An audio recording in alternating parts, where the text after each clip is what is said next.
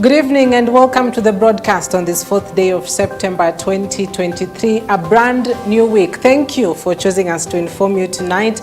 We've got quite a lot in store for you, a momentous event that is happening within the Republic of Kenya, the African Climate Summit 2023. President William Ruto was in the meeting and had got quite a lot to say. Good news perhaps for other African countries. Visas have been or will be abolished if plans in place actually make it to the end. But aside from that, we'll also be taking a look at stories making headlines across other 46 counties. My name is Cynthia and Nanjala. Here are your day's top stories. For us to work together and converge our efforts on African priorities. Calls for funding climate action plan dominate on day one as the Africa Climate Summit kicks off in Nairobi. More partnerships for Kenya. Ruto announces plan to abolish visas as United Arab Emirates plans to bolster school feeding programs in Kenya. Politics of the Mulembe Nation. Ruling UDA now want Ford Kenya and ANC political parties to dissolve.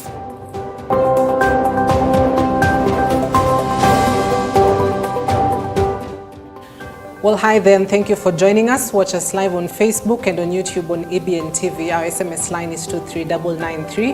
Let's get started, shall we? Now, President William Ruto has called on developed nations to implement funding agreements for climate change projects. President William Ruto has said that Kenya intends to increase electricity production and that the government plans to ensure nations use clean energy to reduce the effects of climate change as the African continent has sufficient resources.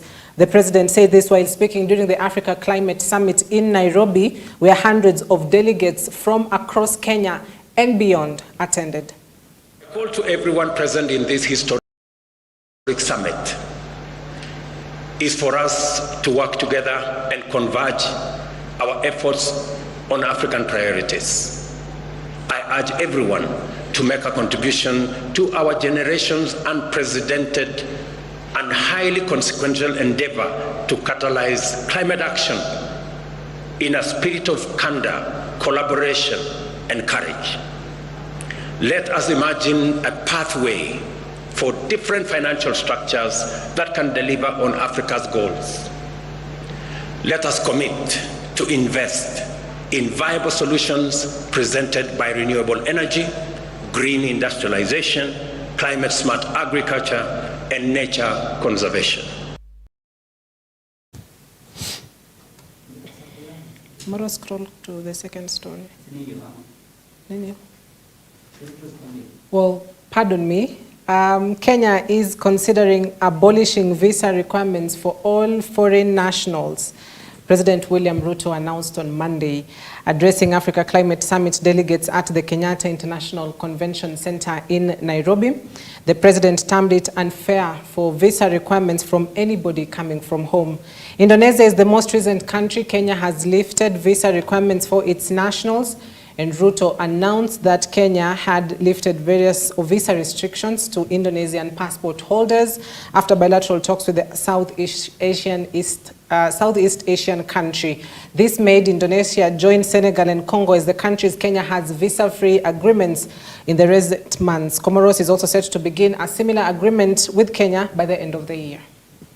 Let me also volunteer some additional information that Kenya, a few kilometers from where you are seated, scientists, including myself as a scientist, discovered and located the earliest remains of man on Earth. In other words, this is where humanity began. Before you guys went all over the place in Europe and America and Asia and the rest of our continent, this is where we all began. And therefore, allow me to welcome you home.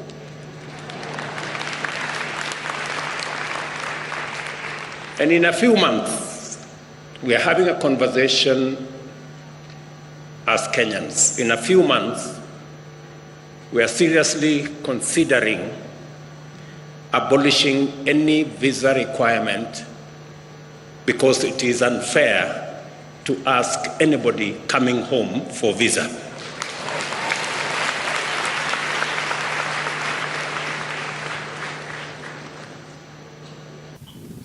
Well, Deputy President Rigathi Gachagua on Monday said Kenya is working on partnering with the United Arab Emirates to bolster school meal programs in the country in a bid to increase the number of children benefiting from them. Speaking when he hosted the United Arab Emirates Minister for Environment and Climate Change, Mariam Al-Mheiri, at Harambee House Annex, the DP said the two countries enjoy strong ties and that Kenya is looking to work with the United Arab Emirates to expand the school feeding activities. We have just come out of the worst drought in 40 years after 5 failed successive seasons. And as a result, millions of children are out there not going to school. And we have tried and it is working in areas where we have a school meals program. The enrollment in the school is very high and the retention rate, the children stick in school. So we really want you to intercede for us with your government, to be our advocate and see whatever support you can give to this country in that program. And it's well laid out in the concept note that we sent through diplomatic channels. And we trust that in keeping to our tradition and friendship, the United Arab Emirates will hold our hand and assist us in that aspect. Having these discussions here in Africa, I believe, is essential because we need the voice of the global south to be much more prominent in the climate, because you are doing the least when it comes to the emissions, but you're impacted the most. Nairobi's City Hall is set to become the first ever green government building in Africa. Nairobi's Governor Johnson Sakaja made these remarks while pledging to promote green building and job creation at the Pre-Africa Climate Summit in Nairobi. During his address, Governor Sakaja emphasized the importance of sustainable construction and environmental consciousness. Sakaja also outlined his administration's commitment to reduce emissions by sourcing food locally for the city's school feeding program. If we have young people in work building the sort of housing infrastructure that Nairobi needs, and that has been an agenda of our President, His Excellency William Ruto, and our agenda at Kenya Kwanza, to meet our climate commitments, then we are invariably also creating jobs, thousands of jobs, and then our governments can expect more revenue. You know, there is a virtuous cycle that is available to us and an opportunity for us as governments. So we at Alliance for Science, we are a global science communication initiative, and we help to bring the science to the fore, and we try and do it in ways that makes it easy and not makes it onerous, and helps people to take the science that they need to answer the questions and to prepare for the future that we want. To reach the initial Paris Agreement goals of 50% emissions reduction by 2030, and the fuse is much, much shorter on some of the social challenges that our continent is faced with. So in this regard, we hope to unpack what ESG means for Africa and the climate financing conversation in practice. Well, still on the Climate Action Summit, the youth group called Youth Dialogue has complained about being left out of the climate conference despite obtaining necessary permits.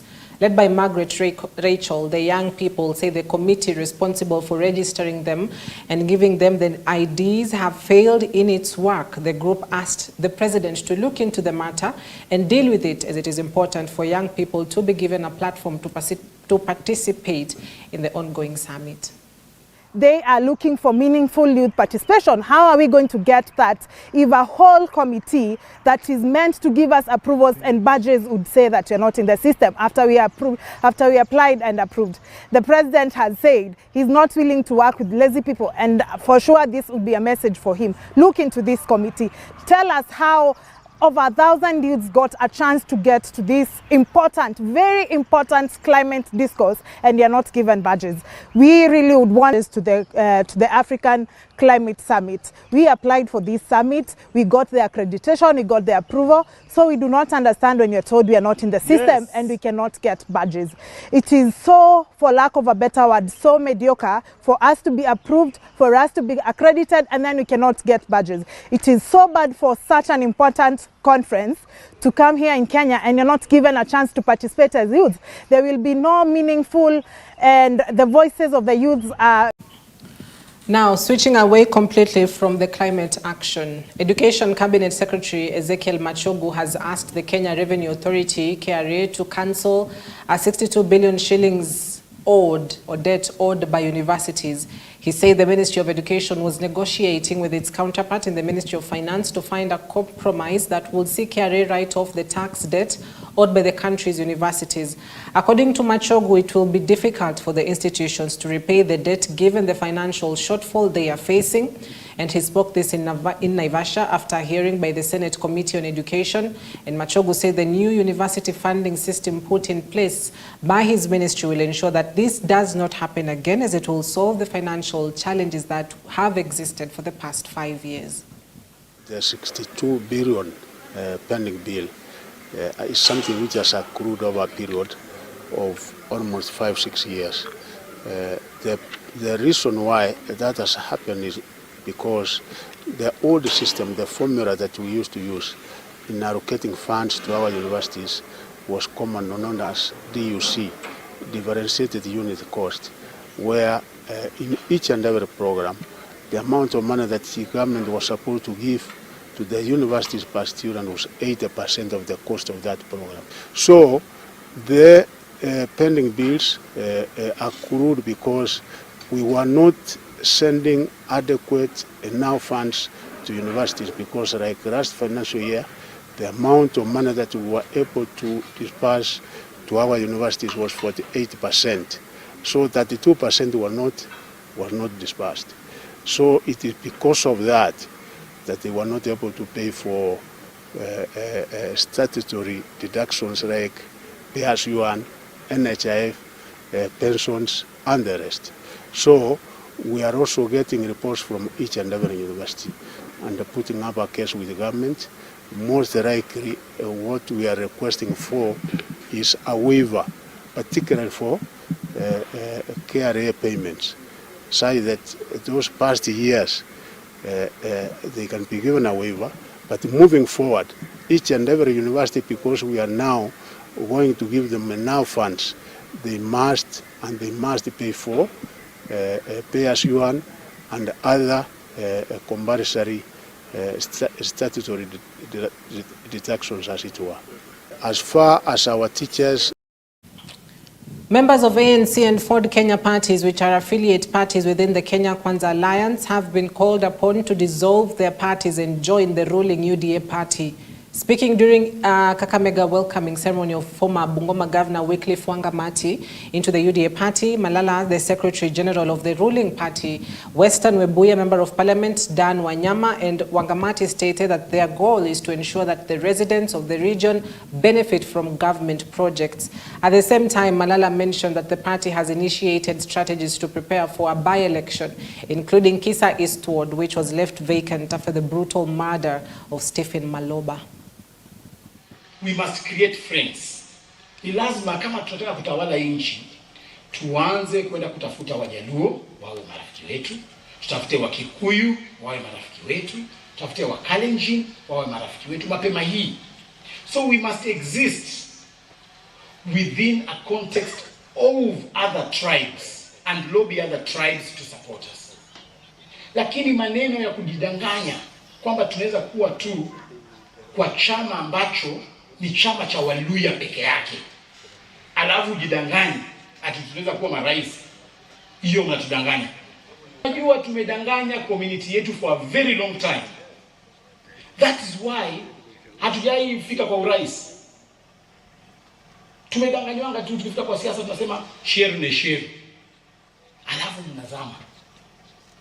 End results ni kwamba mtu mmoja ama watu wawili wanafaidika, the entire community inazama.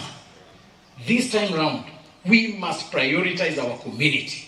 We must be strategic. And the only way Luhyas wanaweza fika paka pale juu ni tuingie kwa national party. Na mimi tuko tunaenda kusukuma gurudumu ya UDA Bungoma.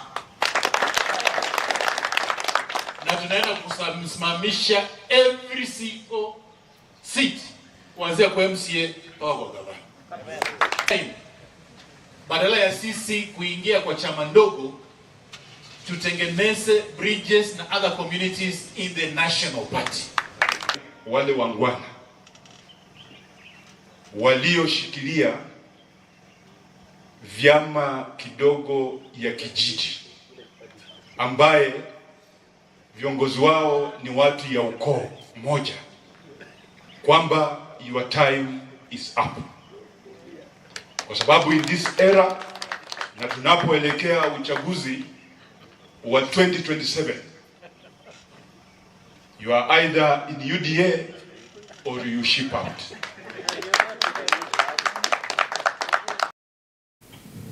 Matatu Owners Association is set to open training schools for drivers in the country so as to help empower them on more skills of road safety and reduce the increased cases of accidents. The association's national chairman, Albert Karagasha, said they are targeting to train 5,000 public service vehicle drivers countrywide. Na tumekuja Malindi leo kujaribu kujadiliana na serikali tuone vile tutafanya kazi tukiwa kitu kimoja. Tumefurahishwa na traffic ya hapa kwa sababu wanafanya kazi pamoja na watu wetu wa matatu, na tumesema waendelee hivyo. Lea mbele kama chama tunakuja na mambo ya kutrain madriver, na tutaweka shule Mombasa because hatuwezi tukafanya kila mahali. Tuone vile tutasaidia mambo ya madereva kwa sababu ajali inaletwa na dereva, na tunafikiri tukiweka hiyo mambo ya training tutakuwa tunaenda mbele. Na tunataka kumshukuru Bwana Kome, the IG, kwa sababu ametukubalia tutafanya kazi na polisi. Mahali kuna shida yoyote tuone vile tutasaidia, kwa sababu ni lazima waweke usalama na tufanye kazi tukiwa kitu kimoja. Asante. Kwa training na target drivers wanganazo. Tukianza mambo ya training, we are going to be targeting more than 5,000 drivers all over the country. Na tunasema training yetu tunataka kuweka shule ya kuelimisha dereva. It's going to be a long-term training school. Sio kitu ya kuja kutrain kidogo. Tunataka shule, tuko na wadhamini, tunajaribu kuongea na wadhamini wengine. Tuone vile tutaweka shule Mombasa, Coast Region, tutaweka Nairobi, tutaweka upande wa Rift Valley, tutaweka upande wa Central na upande wa Nyanza, so that tukue na training kwa kila area. Kwanza mkae, muangalie makosa yenu, muone kama wenye wako kwa hii mambo ya matatu ama usafiri wa barabara ni nini mnafanya makosa, nini kwanza muweze kurekebisha, alafu sasa ile inawashinda polisi wanakupa. Because sincerely kitu kama wewe kuhakikisha gari yako iko na reflector, unaongojea polisi akushike ndio uweke. So hizo ndio vitu nimeona. As government embarks on the registration of the elderly, people living with disabilities, PWDs and orphans across the country have been urged to take advantage of the Inua Jamii registration exercise to ensure that those less privileged get monthly stipend. Huu mpango wa Inua Jamii umeanza tarehe 1 mwezi wa 9, na serikali imefikiria kwamba kwa sababu hawa watu wa Inua Jamii hawajaandikishwa kwa miaka mingi, hii serikali ya William Samoei Ruto imesema mwaka wake wa kwanza watu ambao hawajaandikishwa kwa miaka kadhaa waandikishwe ndio waweze kunufaika na hiyo pesa ya Inua Jamii ambayo inanufaisha wale walemavu, wale mayatima na wale ambao wamefikisha miaka 70 kupanda juu. Kwanza imeweza kulipa yale madeni yalikuwa ya miezi kadhaa ambayo hayakuwa yamelipwa kwa wale walikuwa wananufaika na huu mpango, na sasa wako ile tunaita up to date kwa sababu wameshatangaza hata wale walikuwa wanufaike na wameshasajiliwa mwezi wa 8, wale walikuwa wananufaika hapo mbeleni, pesa ya mwezi wa 8 already italipwa mwezi huu wa 9. Kwa hivyo wamesema wanataka kuwa wanalipa kila mwezi, ndio wazee wetu, mayatima na wale walemavu wasiumie. Hii ni serikali tumeona kwa kweli imeanza kujali wale watu wa kiwango cha chini, na ningetaka kuwahimiza watu wote wale wako na watoto walemavu, hata watu wazima walemavu kwa kiwango fulani, na mayatima na wale wamefikisha miaka 70, huu ni wakati wao wajitokeze. Na hapa Geshogo tumerahisisha kwa sababu huu mpango wa kuandikisha watu kwa huu mpango wa Inua Jamii tumeupeleka kwa kila sublocation. Kila sublocation kutakuwa na usajili na kila sublocation iko na siku yake. Kwa hivyo hakuna sublocation. Residents of Kamulu, Dramville have protested a move by a private developer to develop 1.5-acre public utility land which was set aside for a special program for the public. Speaking after trying to demolish a house that was under construction in the facility, they said only a month a developer had started building the property, threatening residents as they tried to stop him. The area MCA of Ruai Ward, James Karanja, also known as Karis, who joined them, said public utilities should be respected, as he urged Governor Johnson Sakaja to protect public land in Nairobi. Police presence made them not continue demolishing their house as they promised to continue if the developer will not hear their cries. They urged the police not to support grabbers who are eyeing public land. Niliitwa na wananchi, shamba yao wakasema inaibiwa, na tukaangalia kwa original plan ilikuwa inasoma special program, special purpose. So wananchi wanaomba usaidizi kutoka kwa serikali ya county. County ndio inashikilia property zote za wananchi, ndio custodian. Sasa wanaomba Sakaja wasaidie ili shamba iweze kurudi kwa wananchi. Na kitu mimi ningeomba ni kusema ya kwamba mwenye anajenga hapa kama hataki nyumba ibomolewe aache kujenga. Akijenga tutabomoa. Kwa hivyo unajua ni vizuri kuelewana. Na kama hii shamba anataka abebe kwa mgongo, kama ataweza kubeba kwa mgongo ni sawa, lakini kama inabaki hapa itabaki shamba ya wananchi. Ruai Ward ndio ward peke yake Nairobi, mtoto anatembea kilomita 3 aende kwa shule. So itakuwa vibaya sana hii area, shamba ya umma inachukuliwa na watu individual ndio waweze kufanya mambo private. Shamba ya umma ibaki ya umma, na mimi nitakuwa mtetezi namba 1. Sitakubali property yote ya umma iweze kuchukuliwa na watu. Kwa sababu karibu ni Dramville Secondary School primary ya public. Ukienda kwa hiyo shule katika darasa moja ni watoto 120 in a class. Also in land grabbing claims, residents of Kaloleni have cried foul following grabbing of part of public field in Ujimbo grounds with a private developer excavating at night being guarded by police. They urged area leaders, members of parliament and MCAs to come to their aid if they are not part of the group that is selling the ground itself. They also urged the county government to provide title deeds for every public utility within Nairobi, as they did to schools, to secure them against thirsty developers who are eyeing public land. They urged area police officers not to be misused by people who are eyeing public utilities in the area. Now, Ujimbo grounds, which is a community field, had a fence that has known fallen, and developers are encroaching day by day from all corners of that particular land. Kaloleni ndio tulianza hiyo timu ya Sonko Rescue Team, na nimepata kuwa kuna bwenyenye amekuja hapa na amegrab kiwanja ya mpira na imetugadhibisha sana. Kwa hivyo mimi vile mimi naweza sema kwake, justaki kusema mengi. Sisi kama SRT na tuko na members hapa Kaloleni pamoja na wakaji wa Kaloleni. Mambo ni matatu vile rais alisema.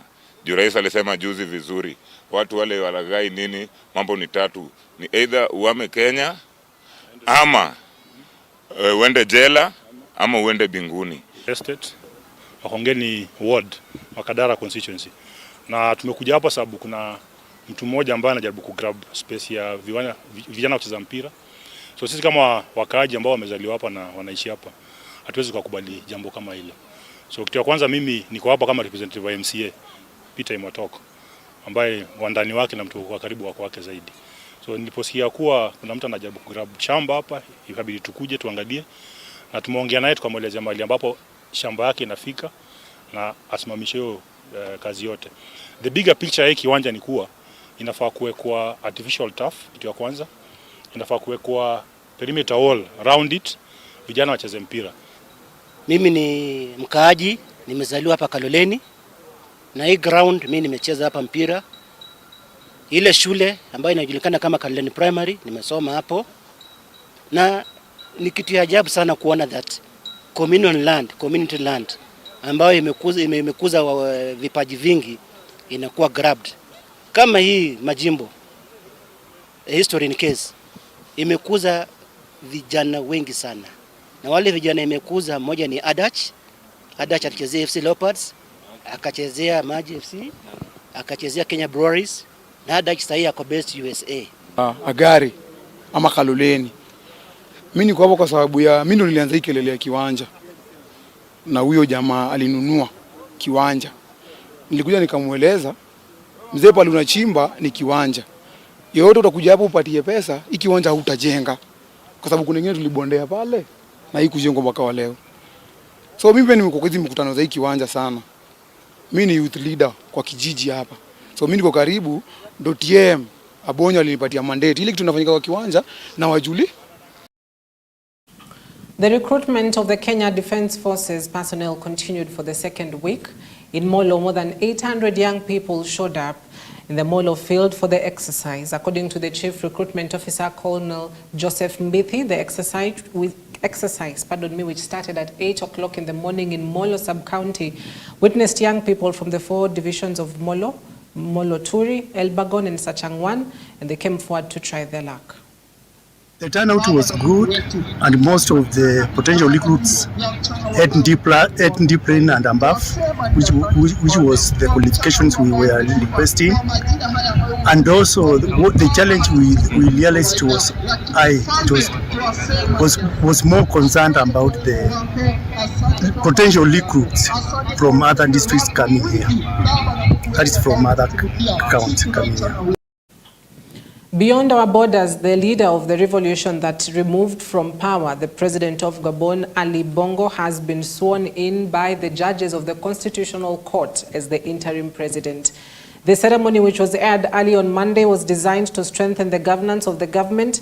General Brice Oligui Nguema was cheered by an audience of military officers when he arrived for the event, and immediately he was sworn in. Supporters of the new military leadership attended the ceremony. Former ministers from the ousted government also showed up but were booed by a mob of junta supporters. Oligui Nguema. Réalisation de l'unité nationale. Je le jure.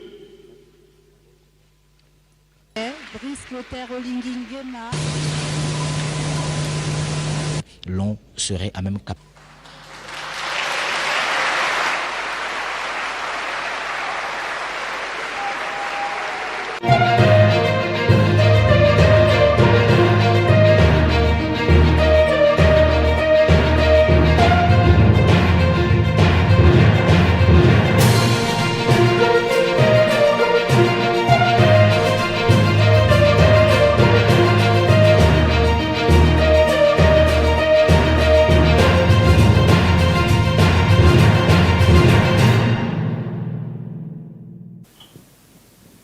From the sports desk tonight, the national men's football team, Harambee Stars, is expected to be near full house ahead of the Doha duty against the 2022 World Cup